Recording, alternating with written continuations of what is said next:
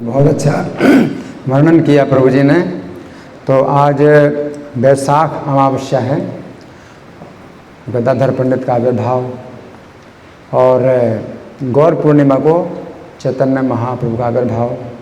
तो गौर पूर्णिमा से वैशाख अमावस्या पूरा 1.5 महीने का अंतर है।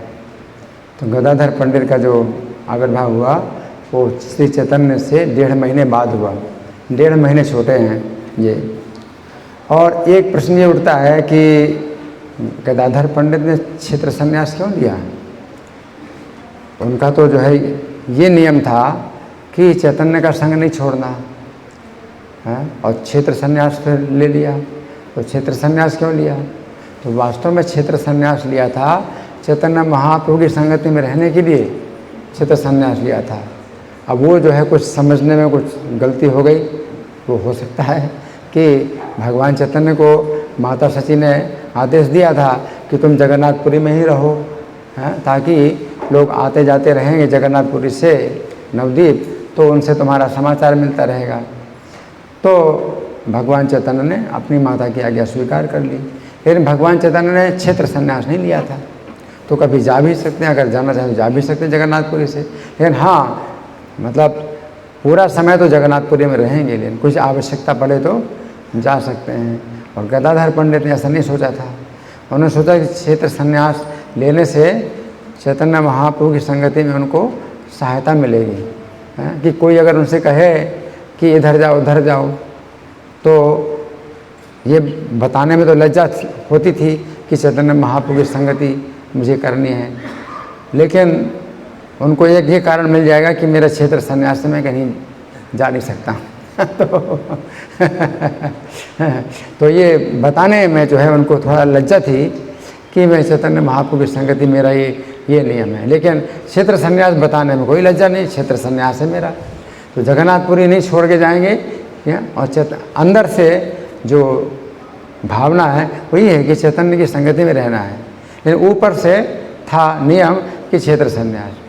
तो क्षेत्र संन्यास का जो है एक बहाना उनको चाहिए कि मैं नहीं जा सकते हैं, और अंदर से जो भावना है वो ये है कि चैतन्य का संग करना है। अब चैतन्य महाप्रभु जा रहे हैं वृंदावन हैं, और ये छोड़ के जा रहे हैं। तो उन्होंने सोचा कि अच्छा, इनका ऐसा है, ये तो जा भी सकते हैं अपनी इच्छा के अनुसार, तो फिर मुझे क्या करना क्षेत्र संन्यास। तो क्षेत्र संन्यास जाए भाड़ में। मुझे तो इनकी संगति के लिए मैं क्षेत्र संन्यास लिया था। अब इनकी संगति छूट रही तो क्षेत्र संन्यास का क्या करना है। तो बिल्कुल जो है उनको बिल्कुल अलग कर दिया, फेंक दिया एक तरह से इस नियम को कि मुझे क्या करना है इस नियम से, रसातल में जाए। तो भावना यही थी इनकी। और चापाहाटी में गौर गदाधर का जब मैं दर्शन करने गया था, तो उन दिनों तो मेरा नियम था कि उसी दिन वापस आना है, यहीं की मंगल आरती करनी है। तो जब मैं गया था मायापुर, तो राधा गोपीनाथ, क्या नाम है उनका, राधा गोपीनाथ नाम है ना? हाँ नहीं, जो हमको ले गए थे ना, राधापति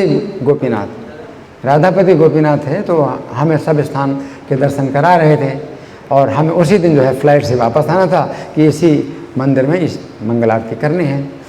तो जब चापाहाटी गए तो उन्होंने बताया कि यहाँ जो है पता लगाते हैं कि दर्शन हो सकता है कि नहीं हो सकता है। तो दर्शन का जो समय था वो बंद होने का समय था। हाँ, तो हम 1:30 बजे पहुँचे, और दर्शन बंद होने का समय था 12:30 बजे, है ना। तो फिर राधापति गोपीनाथ ने सोचा चलो पता तो लगाते हैं कि शायद इनके लिए दर्शन खोल दें। प्रभु जी का नियम ऐसा है कि तो जाना है, हम तो रोकेंगे नहीं दर्शन के लिए। तो वहाँ पुजारी से बात किया, तो पुजारी ने कहा कि नहीं, इस समय तो भोग लग रहा है, तो अभी तो दर्शन हो जाएगा। हम 1:30 बजे पहुँचे थे, और 12:30 बजे मंदिर बंद होना था। तो उसने कहा कि अभी तो भोग लग रहा है, दर्शन तो हो जाएगा। तो फिर दर्शन कराया। अब भोग लगने में दर्शन कराया, और हम 1:30 बजे पहुँचे थे और दर्शन हमें मिला।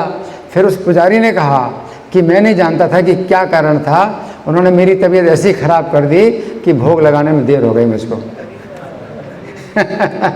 अब ये गौर गदाधर ही की कृपा थी कि ये तो जाएगा नहीं, ये तो चला जाएगा, मेरे दर्शन नहीं करेगा। तो भगवान इतनी कृपा करते हैं उनको चिंता होती है, हमको चिंता नहीं। हमें चिंता है कि वापस जाना, अपनी फ्लाइट में हाँ, मेरी चिंता यह है कि मुझे फ़्लाइट पकड़नी है और मुझे वापस जाना है। मेरी चिंता नहीं है कि गौर गदाधर का दर्शन होगा नहीं होगा दर्शन हो तो हो जाए, नहीं हो तो ना हो, तो उनकी चिंता। तो वो जो है उन्होंने कृपा करके पुजारी को जो है बीमार कर दिया। तो बोले ऐसा मैं बीमार पड़ गया कि मेरी हिम्मत ही नहीं उठने की, तो अभी भोग लग रहा है और जो है अब दर्शन होगा। तो उनका जो है फिर महाप्रसाद भी मिला खाने को, कितना और कितना दिव्य दर्शन उनका गौर गदाधर का। तो ये मतलब ऐसी कृपा जो है मतलब गौर गदाधर की हुई, ये सब जो है याद करने लायक है। और इनके जो है जो अर्चा विग्रह है जो गोपीनाथ है, टोटा गोपीनाथ है ना, तो इनका कितना जो है प्रभाव है, कितना प्रभाव है, इस समय भी कितना प्रभाव है कि बैठे हुए हैं। और बैठे हुए हैं, कोई भी अर्चा विग्रह कृष्ण का जो है बैठा हुआ नहीं है, सब खड़े हैं, है ना। और कैसे बैठ गए, कैसे बैठ गए कि भगवान चैतन्य जब गदाधर पंडित से ही भागवत सुनते थे और सुनते सुनते ही टोटा गोपीनाथ में प्रवेश कर गए। अब गदाधर पंडित जब भागवत पढ़ते हैं तो अब उनका जो है मन भागवत में नहीं लगता, वो चैतन्य के विरह में जो है उनके आंसू बहते हैं। तो पूरी भागवत आंसुओं से गीली हो गई, है ना। तो अब क्या हुआ कि फिर 48 साल की अवस्था, भगवान चैतन्य की 48 साल की अवस्था थी, तो 1.5 महीने कम थे, तो इनकी भी करीब 48 साल की अवस्था हो गई। तो 48 साल की अवस्था में कभी बढ़ापा नहीं आता, और 500 साल पहले तो और जो है आयु लंबी होती थी। तो 48 साल की अवस्था में भी इनको क्या हो गई, वृद्धावस्था आ गई। चैतन्य के विरह में, चैतन्य के विरह में इनका जो है कमर झुक गई, कमर झुक गई। अब गोपीनाथ जी को जो है माला पहनाने में बड़ा परिश्रम हो रहा था, है, माला नहीं पहना पाते, कमर झुक गई, है ना। तो गोपीनाथ जी इनकी माला पहनने के लिए बैठ गए। हरि बोल, हरि बोल। ये जो है उनका दर्शन जो है देख करके मतलब हर कोई जो है मतलब सोचेगा कि क्या मतलब भगवान है ये, कैसे भगवान है। गदाधर की कैसी भावना, कैसी भक्ति है, गदाधर प्राणनाथ चैतन्य महाप्रभु, तो ऐसी भक्ति है कि भगवान जो है अपने भक्त की माला पहनने के लिए बैठ जाते हैं, और अभी बैठे हुए हैं, है ना। और चटक पर्वत में भगवान चैतन्य को जो है ये जो गोपीनाथ जी मिले थे, तो चैतन्य महाप्रभु जो है चटक पर्वत को ही गोवर्धन समझ करके एकदम चढ़ने लगे, चटक पर्वत के ऊपर चढ़ने लगे। और उस बिंदु पर जहाँ पर गोपीनाथ जी दबे पड़े थे, जल्दी जल्दी इन्होंने चैतन्य महाप्रभु ने वहाँ की मिट्टी हटाई, मिट्टी और बालू जो भी है, चटक पर्वत जो कोई मिट्टी और बालू सब मिला हुआ है, तो ऐसे हटाई और जो है गोपीनाथ के अर्चा विग्रह मिले। और गोपीनाथ के अर्चा विग्रह मिले तो गदाधर को कहा कि तुम इनकी सेवा करो, तुम इनकी सेवा करो, है ना। तो गदाधर पंडित उनकी सेवा करते थे। और जो है अब गदाधर पंडित तो चैतन्य महाप्रभु की भावना में ही है, उनकी सेवा करते हैं। जब चैतन्य महाप्रभु चले गए तो अब गोपीनाथ जी जब साक्षात चैतन्य महाप्रभु ही हैं, क्योंकि अब चैतन्य महाप्रभु उसी में ही प्रवेश कर गए। तो अब क्या है, अब तो गोपीनाथ जी, पहले तो गोपीनाथ जी की सेवा छोड़ने के लिए तैयार थे, चैतन्य महाप्रभु संग थी। अब तो चैतन्य महाप्रभु जब उसी में अर्चा विग्रह में प्रवेश कर गए हैं, तो अब तो गदाधर के जो है सब कुछ वही हैं, गोपीनाथ जी हैं, है ना। तो उनकी प्रति जो है चैतन्य महाप्रभु के प्रति जो भाव था, अब गोपीनाथ जी के प्रति पूरा का पूरा जो है एकाग्रता हो गई, पूरी एकाग्रता हो गई। और जो है ऐसा भाव गदाधर पंडित का था। तो प्रभु जी ठीक कह रहे हैं कि अब वो जो माधुर्य भाव था, राधा भाव, हाँ, अब तो गदाधर पंडित में नहीं है, क्योंकि राधा रानी का राधा भाव तो भगवान चैतन्य ने ले लिया, है ना। लेकिन अभी जो है सेवा की जो भावना है वो कितनी प्रबल है। अब माधुर्य भाव नहीं है और अभी पुरुष रूप में भी हैं, सेवा की भावना, समर्पण की भावना कितनी ज़्यादा है इनकी कि भगवान अर्चा विग्रह के रूप में बैठ जाए।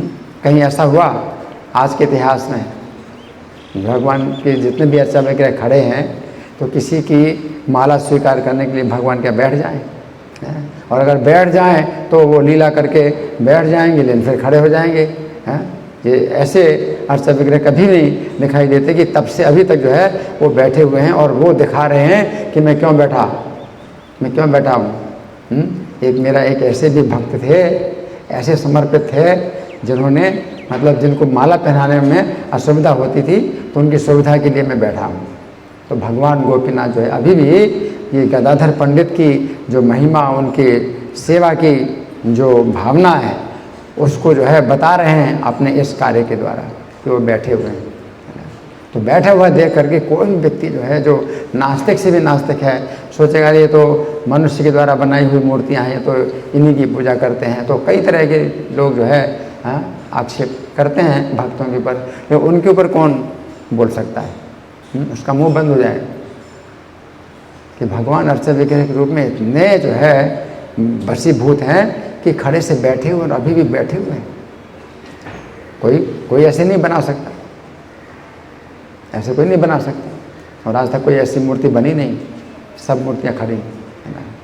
तो ये जो है मतलब एक बहुत बड़ा जो है चुनौती है जो नास्तिक लोग होते हैं और जो है अर्चा विग्रह को नहीं मानते हैं, मूर्ति पूजा का खंडन करते हैं, मूर्ति पूजा का विरोध करते हैं।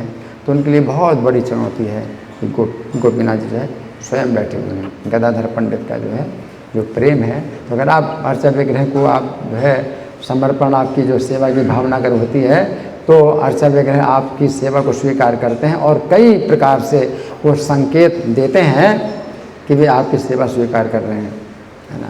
तो ये अर्चा विग्रह की पूजा में कोई अगर इस प्रकार से प्रयोग करता है तो अर्चा विग्रह से उसको वो मिलता है, आदान प्रदान मिलता है। लेकिन गदाधर पंडित की जो है जो सेवा भावना है, वो भगवान दिखा रहे हैं, अभी तक दिखा रहे हैं, सबको दिखा रहे हैं। देखो, कोई जो नहीं मानता है, सबको दिखा रहे हैं, हर व्यक्ति को दिखा रहे हैं कि देखो, है ना। जब अर्चा विग्रह वो दिखाते हैं अपना जो प्रेम, अपने प्रेमी भक्तों को दिखाते हैं, और सामान्य लोग सोचते हैं मूर्ति है तो पत्थर है, कुछ नहीं है, कुछ नहीं है ना। जो भक्त है वही जानता है कि अर्चा विग्रह जो है साक्षात भगवान है, वो बात करते हैं, सब कुछ होता है।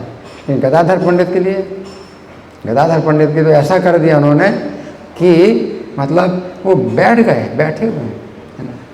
तो ये कितनी बड़ी बात है कि जो आज भी जो है कोई व्यक्ति देखे तो जो है उसका मुंह बंद हो जाएगा और वो जो है फिर कुछ बोल नहीं पाएगा इसके विरोध में, है ना। तो गदाधर पंडित का जो है इतना जो है महत्व है, इतना महत्व उनकी भावना, उनकी सेवा की भावना। तो आज गदाधर पंडित का आविर्भाव दिवस है। आज के दिन जो है इनकी कृपा का द्वार खुला हुआ है। तो हम जो है प्रार्थना करें कि जैसी इनकी सेवा की भावना थी, उसका एक बिंदु अगर हमें प्राप्त हो जाए तो हमारा जीवन सफल हो जाए। इसलिए गदाधर पंडित आविर्भाव तिथि महामहोत्सव की, श्रील प्रभुपाद की।